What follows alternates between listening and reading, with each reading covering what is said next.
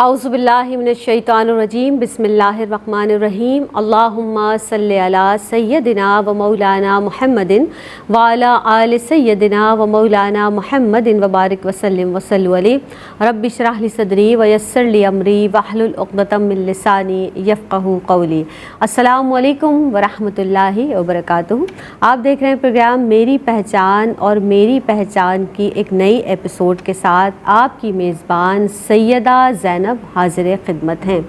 جناب، جس طرح سے گزشتہ بزم میں ہم نے بات کی دین اسلام اور ایمان کے تعلق سے، آج بھی وہی موضوع لے کر آپ کی خدمت میں حاضر ہوئے ہیں، کیونکہ جیسا کہ آپ جانتے ہیں، ہم نے پہلے بھی آپ کی خدمت میں گزارش عرض کی کہ یہ بہت وسیع موضوع ہے کہ ایک نشست کیا کئی نشست بھی ہم کر لیں تو وہ ناکافی ہوگا۔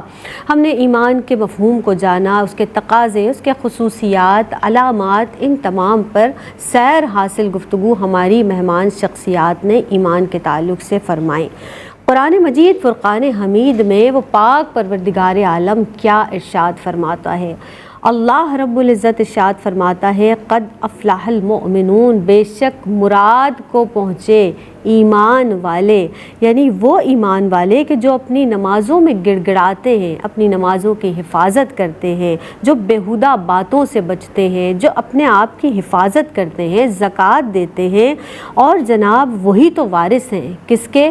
فردوس کے وارث ہیں۔ اللہ اکبر، اللہ اکبر۔ یعنی اللہ رب العزت نے ایمان والوں کو جو انعامات اور اکرام سے نوازا ہے پروردگار عالم نے، بے شک ہماری سوچ وہاں تک بالکل بھی پہنچ نہیں سکتی کہ جو کچھ اس کے صلے میں ہمیں عطا کیا جائے گا۔ اللہ کے رسول سرور دو عالم صلی اللہ علیہ وسلم نے ارشاد فرمایا کہ دیکھو، تم میں سے کوئی شخص اس وقت تک مومن نہیں ہو سکتا کہ جب تک اس کی خواہش نفس اس کی تابع نہ ہو جائے، اس ہدایت کی تابع نہ ہو جائے کہ جو میں لے کر آیا ہوں۔ اللہ اکبر۔ تو اپنی خواہش نفس کو اس ہدایت کے تابع کیجئے جو اللہ کے رسول صلی اللہ علیہ وسلم کے ذریعے سے ہم تک پہنچی ہے۔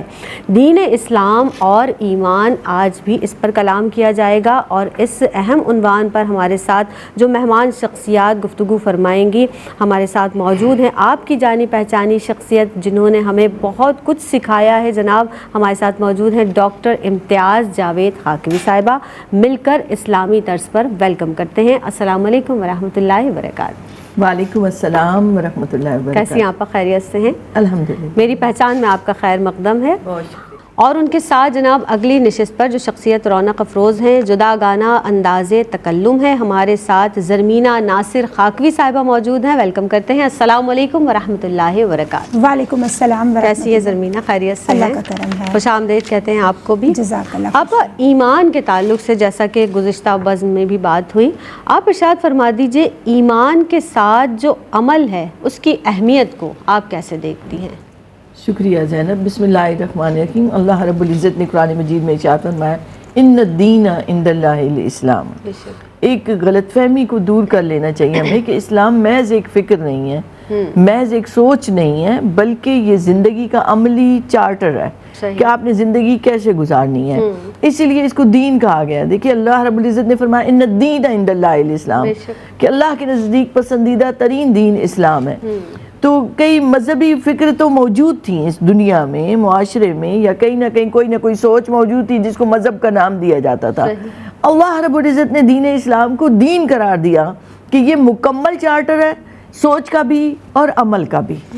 گویا ہم اسے نظام حیات کہتے ہیں، نظام زندگی کہتے ہیں کہ ایک اللہ اور اللہ کے رسول پر ایمان لانے کے بعد ہمارا عمل اس کے مطابق ہو جاتا ہے صلی اللہ علیہ وآلہ وسلم۔ سورہ عصر جس کا حوالہ پچھلی پروگرام میں بھی دیا گیا تھا، میں اسے پھر ذکر کرنا چاہوں گی کہ والعصر ان الانسان لفی خسر، عصر کے وقت کی قسم، بے شک انسان خسارے میں ہے، الا الذین آمنوا وعملوا الصالحات وتواصوا بالحق وتواصوا بالصبر، کہ جن کی زندگی مکمل اس کے انڈر آ جائے، ایمان بھی لائیں، اعمال صالح بھی کریں، حق اور صبر پر ایسے قائم ہو کہ دوسروں کو بھی تاکید و ترغیب دے رہے ہوں۔ صحیح۔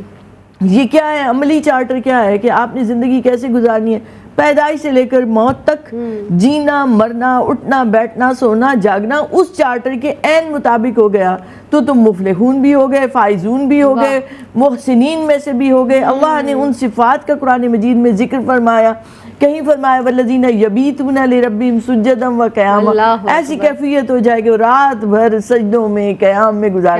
عوام الناس کو اللہ نے نہیں اس کا پابند کیا، مگر جب اللہ کا ہو جاتا ہے بندہ، ایمان میں جتنا کامل ہوتا چلا جاتا ہے، اس کا ہر عمل اللہ کے لیے ہوتا چلا جاتا ہے۔ اس کے جو ایک نکات دیے ہیں علماء کرام نے، پہلا یہ کہ زندگی کو مکمل اکائی سمجھے، یہ نہ سمجھے کہ میرا یہ شعبہ تو میں جو چاہے کروں، میں نے یہ شعبہ جو ہے اللہ کے حوالے کر دیا اور یہ شیطان کے، ایسا نہیں ہو سکتا کہ دو رنگی چھوڑ یک رنگ ہو جا، کہ وہی خدا مسجد میں ہے، وہی خدا بازار میں ہے، وہی رب تمہاری خلوت میں بھی تمہیں دیکھ رہا ہے، اور وہی ہے جو تمہاری لین دین اور ہر چیز کو جاننے والا ہے، کوئی چیز اس سے پوشیدہ نہیں ہے۔ ان کو یہ ڈر کہ خدا دیکھ رہا ہے، اور ہمیں یہ لگن کہ وہ دیکھتا رہے۔ اللہ اکبر، تو بندہ اس جگہ پر آئے کہ جہاں اس کی اتنی لگی رہے اللہ سے کہ بس اس کی نگاہوں کی ایک نگاہ کرم کی ہم وہ رہیں۔ صحیح۔ تو پہلی یہ کہ زندگی کو مکمل اکائی سمجھنا، ایک ہے زندگی،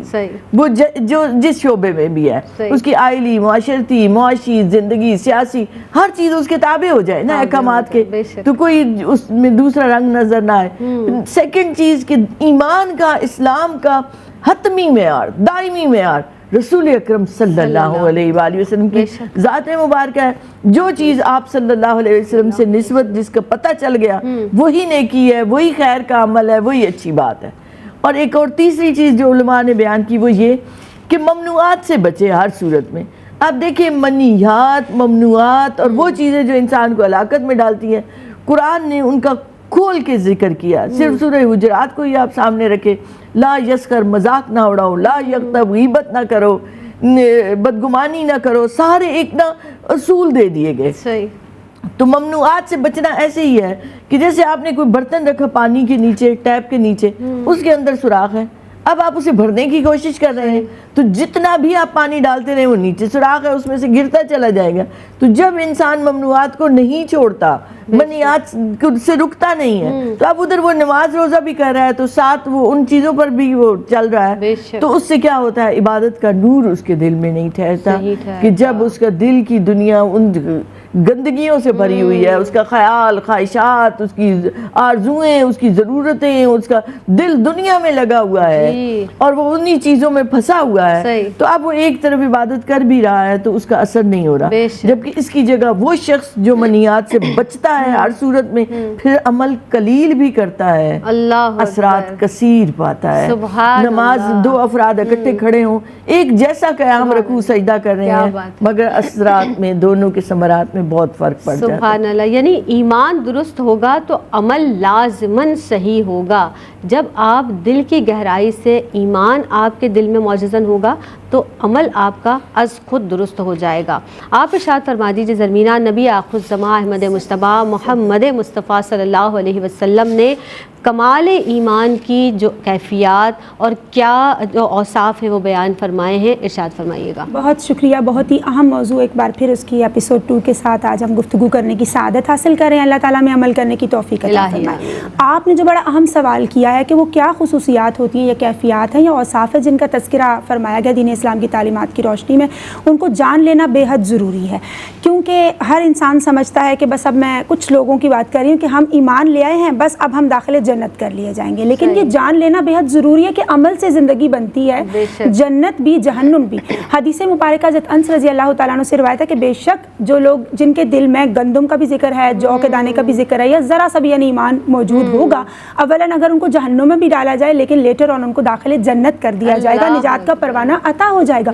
لیکن دیکھیں ہم پہ اللہ تعالیٰ کی کتنی بلیسنگ ہے، ہمارا پھر جان لینا ضروری ہے نا کہ ایمان جو نام ہے اپنی بندگی اور بدیت کو کمال تک لے جانے کا، تو ہم کیسے اچھے مسلمان بن سکتے ہیں، کیسے اچھے مومن بن سکتے ہیں، کیسے اللہ تعالیٰ کے چنیدہ لوگوں کی فہرست میں تاکہ ہمارا بھی شمار ہو، کیونکہ ایمان ایک پرومس ہے، ایک عہد ہے کہ ہم اللہ تعالیٰ کے احکامات کی بجاوری کا اہتمام کرتے ہیں، سر تسلیم ہم کر دیتے ہیں، ٹوٹل سبمشن گویا ہم کر دیتے ہیں۔ تو رسول اکرم صلی اللہ علیہ وسلم نے کمال ایمان کی جو کیفیات یا جو اوصاف یا جو کوالٹیز بیان فرمائی ہیں، ان میں سے کچھ کا میں یہاں ذکر کرنا چاہوں گی۔ آپ صلی اللہ علیہ وسلم کی حدیث مبارکہ کا مفہوم ہے بخاری کی حدیث کا کہ تم میں سے کوئی شخص اس وقت تک مومن نہیں ہو سکتا جب تک میں اس کو اس کے والد، اولاد، یعنی تمام رشتوں، تمام محبتوں سے بڑھ کر محبوب نہ ہو جاؤں۔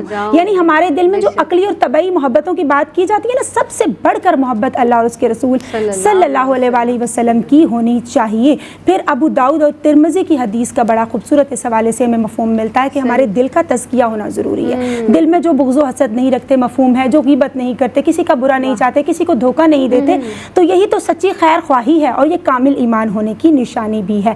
پھر ایک اور حدیث مبارکہ کا مفہوم ہے، ترمذی کی حدیث ہے کہ تم میں سے کامل ایمان والا وہ ہے جس کے اخلاق عمدہ ہیں۔ دیکھیں ہم لوگوں سے اچھا میٹھا بول بولیں۔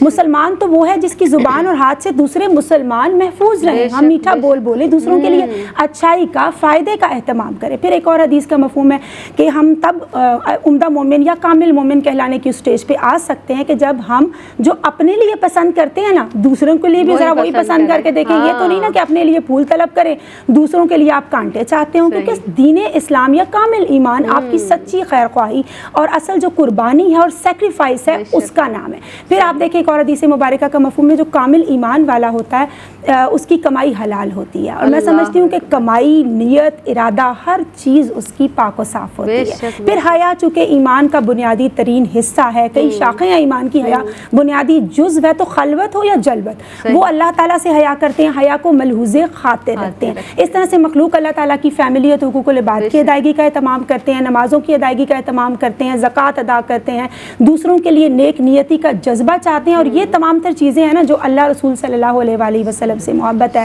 حقوق اللہ، حقوق العباد کی ادائیگی کا اہتمام ہے، دوسروں کے لیے اچھائی چاہنا ہے، اپنے نفس کا تزکیہ کرنا ہے۔ اور ایک اور حدیث مبارکہ کا مفہوم ہے کہ تم حلاوت ایمان کو اس وقت تک نہیں پا سکتے جب تک اللہ کی لکھی ہوئی تقدیر پر راضی نہ ہو جاؤ۔ یعنی ہم نے اللہ کی لکھی ہوئی تقدیر پر راضی رہنا ہے۔ اور ایک اور حدیث مبارکہ کا مفہوم ہے کہ تم حلاوت ایمان کو اس وقت تک نہیں پا سکتے جب تک عبادت، اللہ کی عبادت کرنا تمہیں محبوب عمل نہ ہو جائے، یعنی کہ گویا اللہ تعالیٰ مجھے دیکھ رہا ہے یا میں اللہ تعالیٰ کو دیکھ رہا ہوں۔ یہ کیفیات، ان تمام سے جب آپ متصف ہو جاتے ہیں تو ڈیفینیٹلی اس شخص کی پرسنالٹی کی تشکیل کا سامان بھی ہو جاتا ہے، کیونکہ وہ جو ہدایت کے موتی ہیں نا اللہ رسول صلی اللہ علیہ وسلم سے عطا کردہ، ان احکامات، ان ٹیچنگز کی بجاوری کا بھرپور اہتمام کرتا ہے، گویا بندہ بندگی میں داخل ہو جاتا ہے اور انسان کو انسانیت کی معراج عطا ہوتی ہے۔ سبحان اللہ، سبحان اللہ۔ جس طرح ایمان پر جب ہم بات کرتے ہیں اور جب ہم ایمان میں مکمل طور پر داخل ہو جاتے ہیں، پھر عمل کی جس طرح سے بات کی، مزید اس پر کلام کریں گے۔ آپ رہے گا ہمارے ساتھ، ہم رہیں گے آپ کے ساتھ۔ ملتے ہیں اس مختصر سے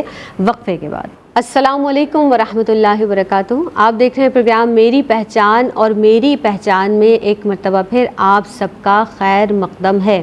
ہم بات کر رہے ہیں ایمان کے تعلق سے، یعنی دین اسلام اور ایمان آج کا ہمارا عنوان ہے۔ جناب، جس طرح سے امام بخاری رحمۃ اللہ تعالیٰ علیہ کیا فرماتے ہیں، ایمان تو قول اور عمل کے مجموعے کا نام ہے۔ امام بخاری رحمۃ اللہ تعالیٰ علیہ نے ارشاد فرمایا۔ ہمارے ساتھ ایمان کے تعلق سے گفتگو کے لیے تشریف فرما مہمان شخصیات، یعنی کہ ہمارے ساتھ موجود ہیں ڈاکٹر امتیاز جاوید خاکوی صاحبہ، اور ہمارے ساتھ زرمینہ ناصر خاکوی صاحبہ بھی موجود ہیں۔ ڈاکٹر صاحبہ، اب ارشاد فرما دیجئے کہ صفائی کو بھی نبی آخر الزماں احمد مصطفیٰ محمد مصطفیٰ صلی اللہ علیہ وسلم نے نصف ایمان فرمایا، یعنی نصف ایمان ہے صفائی۔ اور پھر بالخصوص اگر ہم اپنے ارد گرد کے ماحول کو نظر ڈالیں تو اللہ اکبر، دیکھنے کو کیا کیا نظارے ملتے ہیں۔ کیا فرمائیں گی اس تناظر میں؟ شکریہ زینب۔ دیکھیں، اسلام پاکیزگی اور طہارت والا دین ہے، اور طہارت اور پاکیزگی کو پسند فرماتا ہے۔ اس طہارت کے لیے، اس صفائی کے لیے، پاکیزگی کے لیے بے شمار الفاظ قرآن مجید میں استعمال ہوئے۔ طہارت بھی، نظافت بھی، پاکیزگی بھی۔ پھر اللہ کے اپنے ناموں میں دیکھیں، سبحان اور قدوس، یہ اس پاکیزگی اور اس کے اظہار کے لیے ہیں۔ تو اسلام نے حکم دیا ہے کہ یا ایھا الذین آمنوا ادخلوا فی السلم کافہ، کہ اے ایمان والو اسلام میں پورے طریقے سے داخل ہو جاؤ۔ پورے طریقے سے داخل ہونا کیا ہے کہ تمہارا ظاہر باطن ہر چیز اس رنگ میں رنگی گئی ہو۔ صبغۃ اللہ ومن احسن من اللہ صبغۃ، اللہ کا رنگ، اس سے بہتر رنگ کوئی ہو سکتا ہے؟ تو ایک مومن پاکیزگی کا پیکر نظر آنا چاہیے۔ اب دیکھیں، ہماری سب سے بڑی عبادت نماز ہے، جو آپ باوضو ہوئے بغیر پڑھ ہی نہیں سکتے، وہ بے ادبی ہوگی، وہ قبول ہی نہیں ہوگی۔ تو اس کی شرائط میں سے ہے کہ پہلے پاک صاف ہو کر باوضو ہو کر آؤ.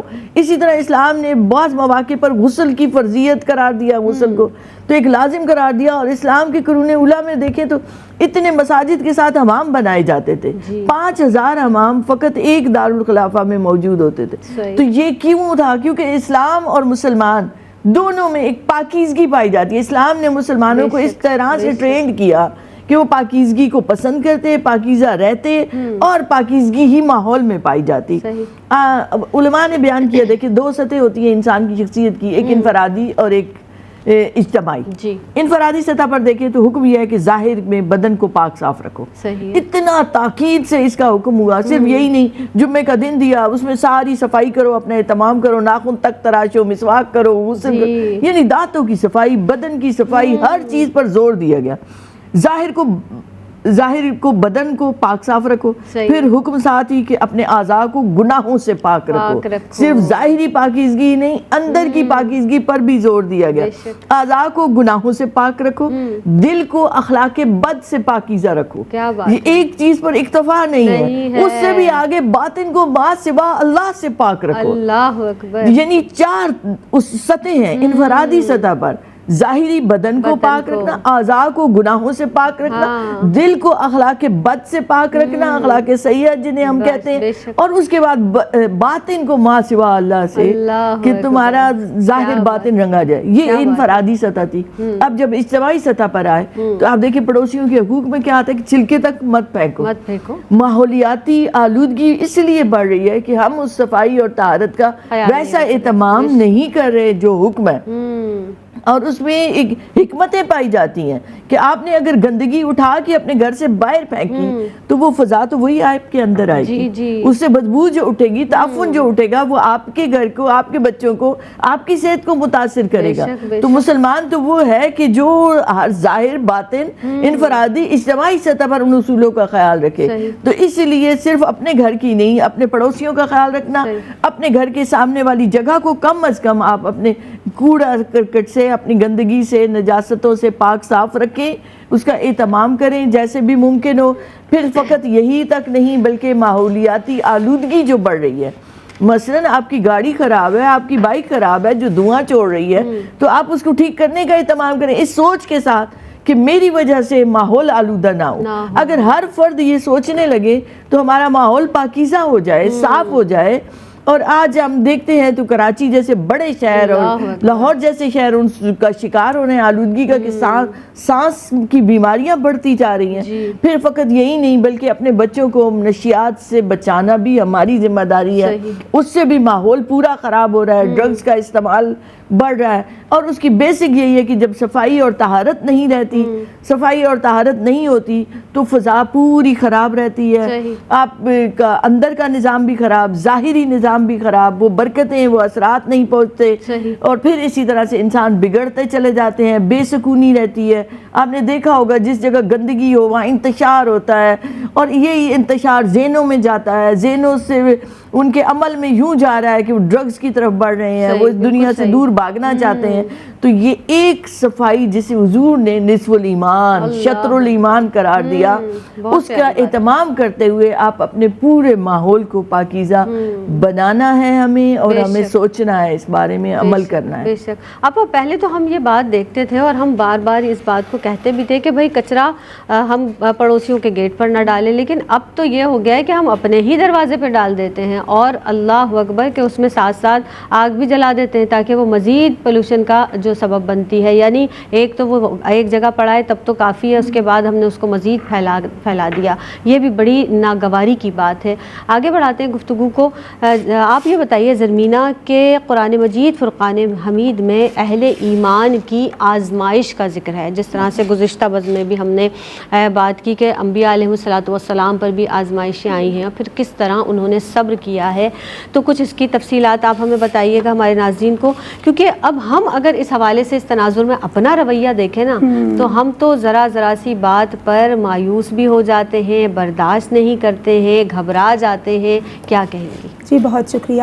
دیکھیے میں قول امام حسین رضی اللہ تعالیٰ عنہ سے آغاز کرنا چاہوں گی اپنے جواب کا کہ لوگ دنیا کے بندے ہیں اور دین ان کی زبانوں پر چڑھا ہوا ہے. جب تک ان کے مفادات قائم رہتے ہیں وہ دین پر قائم رہتے ہیں, لیکن جب دوسری طرف سے آزمائے جاتے ہیں تو دیندار خود بخود بہت تھوڑے رہ جاتے ہیں. تو آج ہم سب کو اپنا محاسبہ کرنے کی ضرورت ہے. قرآن پاک میں جو اہل ایمان کی آزمائش کا تذکرہ ہمیں جگہ جگہ ملتا ہے, اس کی وجہ یہ ہے تاکہ ہم یہ جان سکیں, ہم سیکھ سکیں کہ ہم نے آزمائشوں میں سرخرو کیسے ہونا ہے, راہ استقامت کو کس طرح سے اختیار کرنا ہے. ان کا جو طرز عمل, ان کے جو اوصاف, جو ان کی کوالٹیز ہمیں انبیاء کرام کی ملتی ہیں, اس سے ہم سیکھ کے یقیناً اپنے ایمان کو جلا بھی بخش سکتے ہیں اور راہ استقامت بھی اختیار کر سکتے ہیں. جیسے سورہ عنکبوت کی ایک آیت کا مفہوم ہے کہ کیا تم یہ سمجھتے ہو کہ ایمان لانے کے بعد تم کو آزمایا نہیں جائے گا, کہ یہ شہادت گئے الفت میں قدم رکھنا ہے. لوگ آسان سمجھتے ہیں مسلمان ہونا. اللہ تعالیٰ نے موت و حیات تخلیق فرمائے ہیں تاکہ جان سکے, پرکھ سکے کہ کون ہم میں سے اچھے اعمال کرتا ہے, اور اللہ تعالیٰ دے کر بھی آزماتا ہے اور لے کر بھی آزماتا ہے. سورہ بقرہ میں ایک آیت کا مفہوم ہے ترجمے کا کہ تم پر بھوک کا, جان کا, مال کا, اولاد کا, پروفٹ کا, کھیتی باڑی کا خوف مسلط کیا جائے گا, اور پھر یہ دیکھا جائے گا فلاح و کامرانی کس کو عطا ہوگی, جو راہ استقامت پر ڈٹے رہیں گے. اصحاب رسول صلی اللہ علیہ وسلم تشریف فرما ہے, اسرت کا زمانہ ہے, انہوں نے آقا علیہ الصلوۃ والسلام سے عرض کی کہ یا رسول اللہ صلی اللہ علیہ وسلم دعا فرمائیے آسانی کی. تو آپ دیکھیں کہ فرمایا گیا, ایک آیت کا مفہوم ہے کہ تم پر ابھی اتنی آزمائشیں نہیں آئیں جتنی کہ پہلے کے لوگوں پر آزمائشیں آئی تھی. زلزلوں نے ہلا ڈالا گیا, وہ تھر تھرا اٹھے, انہوں نے کہا پکار اٹھے کہ اللہ کی مدد کب آئے گی, تو تب فرمایا گیا کہ اللہ کی مدد یقیناً بہت قریب ہے. پھر ایک مرتبہ کسی نے آقا علیہ الصلوۃ والسلام سے, صحابہ کرام رضوان اللہ علیہم اجمعین نے عرض کیا کہ ہم آپ سے بے حد محبت کرتے ہیں, تو آپ صلی اللہ علیہ وسلم نے فرمایا کہ تم پر مصیبتیں اس طرح سے آئیں گی, تیار رہنا جس طرح پرنالے میں سے پانی بہتا ہے. تو آپ دیکھیں جتنا بڑا مرتبہ ہوتا ہے, جتنا بڑا ڈیزگنیشن ہوتا ہے, وہ آزمائشیں میں سمجھتی ہوں ہماری سوچ کی تعمیر کے لیے, ہماری پرسنالٹی گرومنگ کے لیے آتی ہیں, ہمیں حوصلہ عطا کرتی ہیں, ہمارے ظرف کو وسیع کرتی ہیں, ہمیں تقرب الہی کی دولت سے مالا مال کر دیا کرتی ہیں.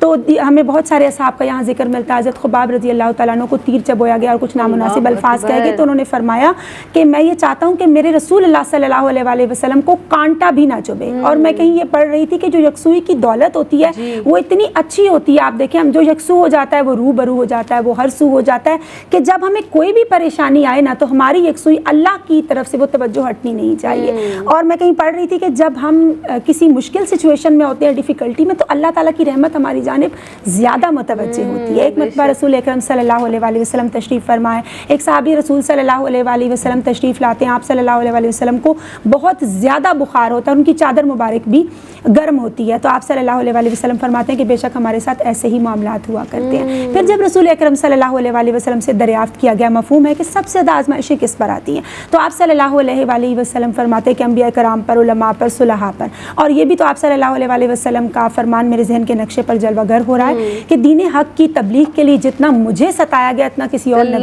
رسول کو نہیں ستایا گیا. تو آج ہم اسپیشلی جو دین کی تبلیغ کرنے والے لوگ ہیں نا, وہ اگر ڈسہارٹ ہو جاتے ہیں, کبھی بیڈ کامنٹس کوئی کر دیتا ہے, یا کوئی ہمارے دل کی نہ چاہتے ہوئے بھی کوئی کچھ ایسی بات ہو جاتی ہے دل آزاری کر دیتا ہے, تو اس پہ ہمیں مایوس ہونے کی ضرورت نہیں ہے, کیونکہ نبی کریم صلی اللہ علیہ وسلم کی سیرت مبارکہ اس حوالے سے ہماری کامل رہنمائی کرتی ہے. زندگی کے ہر معاملے میں, کوئی اب فیملی لائف میں دیکھ لیں, اگر ہمیں کسی کی اٹینشن نہیں ملتی تو ہم ٹینشن کا شکار ہو جاتے ہیں, اسٹریس فیل کرنا شروع ہو جاتے ہیں. کوئی ناکام ہو جائے امتحان میں, جاب نہ ملے, کہیں انٹرویو پاس ہو گیا, پریکٹیکل میں آپ رہ گئے, تو تب بھی انسان پریشان ہونا شروع ہو جاتا ہے. تو یاد رکھیں کہ یہ جو آزمائشیں ہیں یہ عارضی ہیں, اجر دائمی ہیں, اور یہ آزمائشیں ہیں, اس میں ہمیں رحمت کا پہلو تلاش کرنے کی اٹموسٹ کوشش کرنی ہے, کیونکہ جو اللہ تعالیٰ کے محبوب بندے وہ اس میں بھی رحمتوں کا پہلو تلاش کرنے ہوتے ہیں. ہم نے صبر اور نماز سے مدد لینی ہے, اللہ تعالیٰ صبر کرنے والوں کے ساتھ ہے, صبر کرنے والوں کو اللہ تبارک و تعالیٰ کامیابیاں عطا فرماتا ہے. اور صبر ایک ایسی سواری ہے جو انسان کو کبھی گرنے نہیں دیتی, نہ ہی کسی کے قدموں میں مولا علی کا فرمان ہے, اور نہ ہی کسی کی نظروں میں. تو چاہیے, ایک حدیث مبارکہ کا مفہوم ہے مسند امام احمد بن حنبل,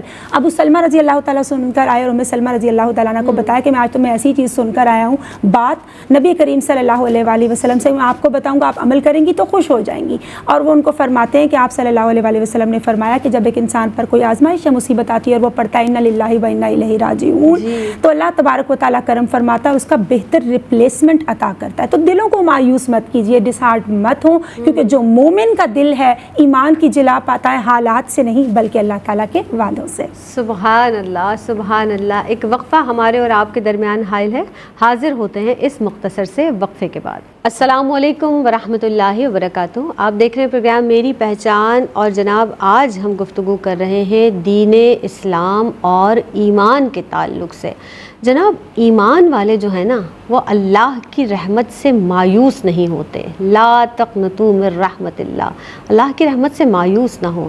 یعنی وہ پاک پروردگار عالم جو ہمارے لیے رگے جاں سے بھی زیادہ قریب ہے, یعنی ہماری شہرک سے بھی زیادہ قریب ہے. اور جب ہم محبت کا دعویٰ کر لیں, اس رب کائنات کی محبت کا جب ہم دعویٰ کرتے ہیں, تو پھر اس کی رحمت سے مایوسی کیسی. ہمارے ساتھ ایمان پر ایمان افروز گفتگو کے لیے مہمان شخصیات موجود ہیں. ڈاکٹر امتیاز جاوید خاکوی صاحبہ اور زرمینہ ناصر خاکوی صاحبہ بھی ہمارے ساتھ موجود ہیں. ڈاکٹر صاحبہ, اب جس طرح ہم نے بہت تفصیل کے ساتھ ایمان کے تعلق سے بات کی, آپ ایمان میں کمال کیسے حاصل ہوتا ہے؟ اللہ اکبر کہیے گا. شکریہ زینب. دیکھیے اللہ رب العزت نے سورہ اعراف میں ارشاد فرمایا 157 نمبر آیت مبارکہ ہے کہ فالذین آمنوا بی وعزروا ونصروا واتبعوا النور الذی انزل معه. صدق اللہ مولانا العظیم. پہلے دو چیزوں کا ذکر علماء کہتے ہیں کہ یہ اصل ایمان ہے. آمنو اور عزروا, یہ کیا ہے کہ حضور کو مان لینا اور حضور کی تعظیم کرنا, یہ اصل ایمان ہے. جس نے مان لیا حضور کو اور حضور کے کہے پر حضور کو ماننا, حضور کی ماننا, دونوں باتیں ہیں نا, تو ساتھ تعظیم رسول, ادب اور تعظیم رسول صلی اللہ علیہ وآلہ وسلم اس قدر اہم ہے کہ قرآن مجید میں بے شمار مقامات پر کہیں فرمایا لا ترفعوا اصواتکم, کہیں فرمایا لا تقولوا رائنا, کہیں فرمایا لا تقدموا. گویا ادب اور تعظیم نہیں ہے دل میں تو اصل ایمان نہیں ہے. نبی کریم صلی اللہ علیہ وسلم, یہ دونوں چیزیں کہ ایمان اور تعظیم اصل ایمان ہے. اور کمال ایمان ونصروا واتبعوا, کہ جب تم نے نصرت رسول صلی اللہ علیہ وسلم, اس کو علماء کہتے ہیں کہ ایک ذمہ داری لے لینا امر بالمعروف و نہی عن المنکر کی, اور اتباع رسول صلی اللہ علیہ وآلہ وسلم, یہ دو چیزیں ایمان میں کمال تک لے جائیں گی. دیکھیں انسان ایک مومن جب زبان سے کچھ کہتا ہے تو حیا آتی ہے اس کے دل میں, اور دل جب حیا پکڑتا ہے تو اس کا اثر اس کی صفات اور اعمال پر پڑتا ہے. بے شک ہوتا ہے. ہم آج سوچتے ہیں نا کہ ہمیں کیا کرنا ہے. دیکھیں چھوٹی چھوٹی باتوں سے ہم اگر ان پر عمل کرنا شروع کر دیں, دیکھیں ایک ہے احکامات کہ اللہ نے حکم دے دیا یہ کرو, اللہ نے حکم دیا نماز ادا کرو, اللہ نے حکم دیا کہ سچ بولو. چھوٹی چھوٹی بات سے بھی آغاز تو کرے اس سفر کا, وہ سفر جو اس کی منزل رب تعالیٰ ہے, قرب الہی ہے, قرب رسول صلی اللہ علیہ وآلہ وسلم. تو آغاز کہاں سے ہوگا؟ کہتے ہیں نا کہ ایک قدم بڑھاؤ اللہ کی رحمت 10 قدم آگے, وہ ایک قدم تو بڑھاؤ نا, وہ عمل کی طرف آؤ تو صحیح نا, صرف سوچ لینے سے کافی نہیں ہوگا. تو وہ عملاً جب قدم اٹھایا تو احکامات پر چلنا شروع کیا. دیکھیں ایک عمومی سی بات ہے, ایک فرد جب ذمہ داری سے ایک کام کرتا ہے تو اس کی ذمہ داری کو بڑھا دیا جاتا ہے. ذمہ داری بڑھنے کا مطلب اس کا منصب بڑا کر دیا گیا, اس کا عہدہ بڑا کر دیا, کیونکہ اس نے پہلے کام کو ذمہ داری سے ادا کیا. تو احکامات پر چلے, اقوال پر چلے نبی کریم صلی اللہ علیہ وسلم. اس کے بعد آتا ہے افعال, کہ آپ صلی اللہ علیہ وآلہ وسلم کی ان چیزوں کو دیکھنا جو آپ نے عملی زندگی میں اپنائی تھی, جن میں ایفائے عہد آتا ہے, جن میں امانت داری آتی ہے, جن میں صادق و امین ہونا ہوتا ہے. اقوال سے چلے تھے, آگے افعال تک پہنچے, اور پھر آگے صفات تک جا پہنچے. تو اس سے کیا ہوا کہ ایمان میں مضبوط ہوتے چلے گئے. پھر اللہ رب العزت نے بے شمار مقامات پر اپنے پیاروں کی خصوصیات بتائیں کہ وہ کیا کرتے ہیں. آپ وہ 18ویں پارے کو پڑھنا شروع کر دیں اور پھر ایک ایک صفت کو اپنے اوپر لاگو کرنا شروع کر دیں کہ میں یہ کروں. پھر دیکھیں آپ نے اللہ رب العزت نے مسلمانوں اور مسلم خواتین کا بھی ذکر کیا. ان المسلمین والمسلمات, وہ کیا کرنے والے, وہ اپنے نمازوں کی حفاظت کرنے والے, وہ اللہ کی راہ میں خرچ کرنے والے, صدقہ کرنے والے, روزہ رکھنے والے. یہ کیا چیزیں ہیں جو ایمان کو کمال تک لے جاتی ہیں. اور ایمان جب کمال تک چلا جاتا ہے تو اس بندے کی ایسی ہوتی ہے خوشبو کی جس سے کئی اور لوگ معطر ہو جاتے ہیں, کہ خوشبو کی شیشی کھل جائے تو اس سے کمرہ معطر ہو جاتا ہے, سب کے مسام معطر ہو جاتے ہیں. تو ایمان والا بیٹھا ہو تو ایمان کی خوشبو کیوں نہیں پھیلے گی. بے درداں دی یاری میں جویں دکان لواراں, کیا بات ہے, کپڑے بھاویں کنج کنج پہ یہ چھنکاں پین ہزاراں, درد مداں دی یاری ایویں جویں دکان اتاراں ہاں خوشبو بھاویں لئیے نہ لئیے ہلے پین ہزاراں ارے واہ واہ کہ سودا لو یا نہ لو بے شک. خوشبو تو آئے آئے گی گی ہی صحیح، آئے گی بے شک. بالکل آئے گی. تو اس کا مطلب یہ ہے کہ ہمیں اپنے اعمال کو درست کرنے کے ساتھ صحیح. ساتھ اپنی صفات اپنی عادات کو بھی بدلنا ہوگا تاکہ وہ رنگ صحیح. ظاہر پر بھی آئے اور باطن پر بھی آئے تو تب ایمان میں مضبوط ہو جائیں گے، بے شک. ایمان میں کمال تک اور آپا امانت داری کا بھی ذکر کیا گیا، عہد شکنی نہ کرنے کی بھی تلقین کی گئی. اللہ اکبر. ان معاملات کو ہم تو شاید ان کو نوٹس بھی نہیں کرتے. اللہ اکبر جناب. اور جس طرح سے تعظیم مصطفیٰ صلی اللہ علیہ وسلم کی بات ہوئی، ادب پہلا قرینہ ہے محبت کے قرینے میں. اور کسی شاعر نے کیا خوب کہا کہ سنبھل کر پاؤں رکھنا حاجیوں شہر مدینہ میں، کہیں ایسا نہ ہو سارا سفر بیکار ہو جائے. اللہ اکبر. زرمینہ آپ کی جانب بڑھیں گے. اب اس سوال کے 2-3 حصے ہیں زرمینہ. ہمارا خاتمہ ایمان پر ہو، اس کے لیے ہمیں کیا کرنا ہے؟ ہمیشہ ہمہ وقت ایک اہل ایمان کی یہ دعا تو ہوتی ہے کہ پروردگار خاتمہ ایمان پر ہو، اس کے لیے کیا کرنا چاہیے؟ پھر ایمان کی حفاظت کیسے ہو یہ بھی آپ ارشاد فرمائیے گا. اور بالخصوص اگر ہم دور حاضر کی بات کریں، دنیا میں جہاں پر مادیت پرستی ہمارے اندر نہ جذب ہو گئی ہے، کیا کہیں گے اس تناظر میں؟ جی بہت شکریہ. بہت اہم سوال ہے، عمدہ سوال ہے. اللہ تعالیٰ ہمیں سمجھ کر بیان کرنے، اس پر عمل کرنے کی توفیق عطا فرمائے. حضرت انس بن مالک رضی اللہ تعالیٰ عنہ سے روایت ہے کہ رسول اکرم صلی اللہ علیہ وسلم جب ہمارے سامنے گفتگو کیا کرتے تھے نا، جب جنت کی بات کرتے تھے تو ہمیں ایسا محسوس ہوتا تھا جیسے ہم جنت کو دیکھ رہے ہیں. جب عذابات کا تذکرہ ہوتا تھا تو ایسے محسوس ہوتا تھا جیسے ہمارے دل دھڑک رہے ہوں اللہ تعالیٰ کے خوف سے. اور جب قیامت کا ذکر کرتے تھے تو لگتا تھا رسول اکرم صلی اللہ علیہ وسلم ابھی مسجد سے باہر تشریف لے جائیں گے اور قیامت آ جائے گی. ہمارا یہ یقین کامل ہونا چاہیے. ہم اس کا ارادہ تو کریں، انما الاعمال بالنیات، ہمارے عمل کا دار و مدار نیت پر ہے. اچھا ارادہ کریں گے، اس نے نیت، اس نے عمل، اللہ تبارک و تعالیٰ عطا کرتا چلا جائے گا. سب سے پہلے تو میں سمجھتی ہوں کہ ہمیں دعا کرنی چاہیے نا کہ ہمارا خاتمہ بالخیر ہو، اللہ تبارک و تعالیٰ سے ہر لمحہ. اور علماء کرام کہتے ہیں، اولیاء کرام کہتے ہیں کہ اگر انسان کے دن زندگی میں اچھے لوگوں کی صحبت میں گزر رہے ہوں تو انشاءاللہ تعالیٰ اس کا انجام بھی اچھا ہوگا. اور یہ یاد رکھنا چاہیے کہ جو ایمان کی کیفیت ہے، اس جذبے سے جب ہم سرشار ہوتے ہیں نا تو اللہ رسول صلی اللہ علیہ وسلم سے محبت، ریگولرلی اپنی نمازوں کا اہتمام کرنا، حقوق العباد کی ادائیگی کا بھی اہتمام کرنا، کسی کو ضرر کسی طرح سے بھی نہ پہنچانا. یہ جو کیفیات اور علامات دونوں ہی پروگرامز میں بیان کی گئی، ان پر عمل کرنے کی بہت ضرورت ہے. پھر آپ یہ دیکھیں کہ یہ سالڈ چیز نہیں ہے ایمان، یہ ایک بڑی پیاری کیفیت ہے، یہ نور ہے جو ہمارے باطن کو روشن کر دیتا ہے، جگمگا دیتا ہے.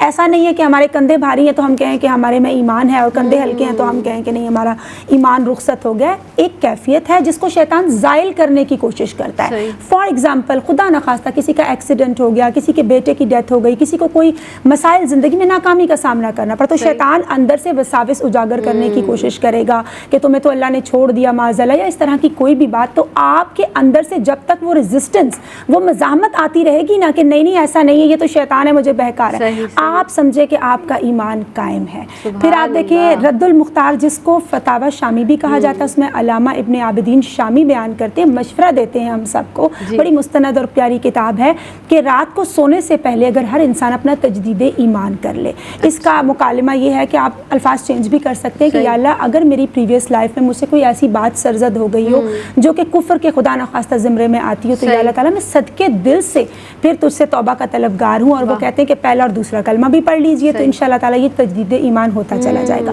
پھر ہمیں یہ اٹموسٹ ڈیوٹی بھی تو کرنی ہے نا، لیس علی الانسان الا ما سعی. انسان جتنی کوشش کرے گا اللہ عطا کرے گا. جتنی ہم اپنی قیمتی جیولری کی حفاظت کرتے ہیں، اپنے کپڑوں کی، اپنی چیزوں کی، تو ایمان تو ایک مومن کے لیے قیمتی متاع حیات ہے، اس کی کل اساس ہے. ہم نے اپنی سوچوں کی حفاظت کرنی ہے، کیونکہ جس طرح پانی کے قطروں سے دریا بنتا ہے، سوچوں سے ہمارا ایمان بنتا ہے، ہماری فکر ڈیولپ ہوتی ہے، ہماری شخصیت کی تشکیل کا سامان ہوتا ہے. سورہ مبارکہ قرآن پاک میں ایک آیت کا مفہوم ہے کہ جن لوگوں نے رسول اکرم صلی اللہ علیہ وسلم پر جو لوگ ایمان لائے، استقامت اختیار کی، ان کی محبت کے مشن میں ان کا ساتھ دیا، اور ان کا ادب کیا، ان کی تعظیم کی، تو یہی وہ لوگ ہیں جن کے دلوں کو اللہ تعالیٰ نے تقویٰ کے لیے چن لیا ہے۔ سبحان اللہ۔ تو اللہ تعالیٰ تو اپنے حبیب صلی اللہ علیہ وآلہ وسلم کے ادب کے پہلو خود قرآن پاک میں ہمیں سکھا رہا ہے کہ باب جبریل کے پہلو میں ذرا دھیرے سے فخر جبرائیل کو کہتے ہوئے یوں پایا گیا، اپنی پلکوں سے در یار پہ دستک دینا، اونچی آواز ہوئی، عمر بھر کا سرمایا گیا۔ تو ایمان کا مرکز و محور رسول اکرم صلی اللہ علیہ وآلہ وسلم کی ذات مبارکہ ہے، اس کی ہم نے حفاظت کرنی ہے، آپ صلی اللہ علیہ وآلہ وسلم سے محبت سے، اپنے اچھے اعمال کے ذریعے سے اور تقدیر پر راضی رہنے سے۔ کیونکہ بڑا پیارا میں پڑھ رہی تھی، حضرت موسیٰ علیہ السلام کی قوم نے ان سے دریافت کیا نا کہ کیسے معلوم ہوگا کہ اللہ تعالیٰ ہم سے راضی ہے، تو اللہ تعالیٰ نے فرمایا ان سے کہہ دو کہ اگر وہ اپنی تقدیر پر راضی ہیں تو میں بھی ان سے راضی ہوں۔ پھر ایک اور حدیث مبارکہ کا مفہوم ہے کہ اگر ہم اپنے ایمان کو جلا بخشنا چاہتے ہیں تو ہمیں چاہیے ہم اللہ رسول صلی اللہ علیہ وآلہ وسلم سے محبت کریں، اللہ رسول صلی اللہ علیہ وآلہ وسلم کے لیے محبت کریں، اور ایمان کے بعد کفر میں جانے کو ایسے ہی ناگوار محسوس کریں جیسے ایک انسان کو آگ میں ڈال دیا جاتا ہے۔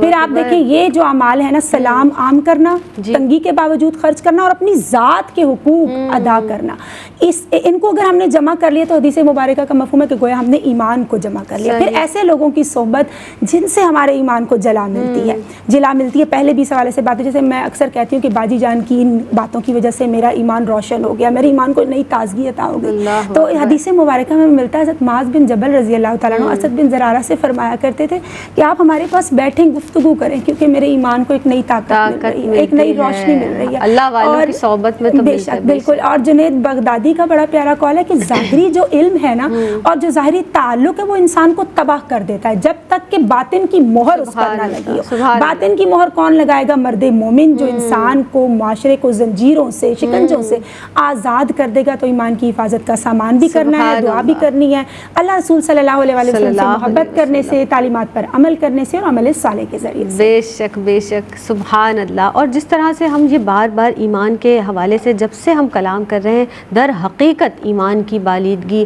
اور ایمان کی صحیح حرارت اپنے اندر محسوس ہو رہی ہے۔ اللہ رب العزت مجھے، آپ کو، ہم سب کو عمل کی توفیق عطا فرمائے۔ ڈاکٹر صاحبہ کوئی لاسٹ میسج دینا چاہیں فرمائیے گا۔ زینب میں یہی کہنا چاہوں گی کہ صبر ہمارے اندر سے ختم ہو چکا ہے، برداشت ختم ہو چکی ہے۔ آزمائشیں آئیں تو صبر سے کام لیں۔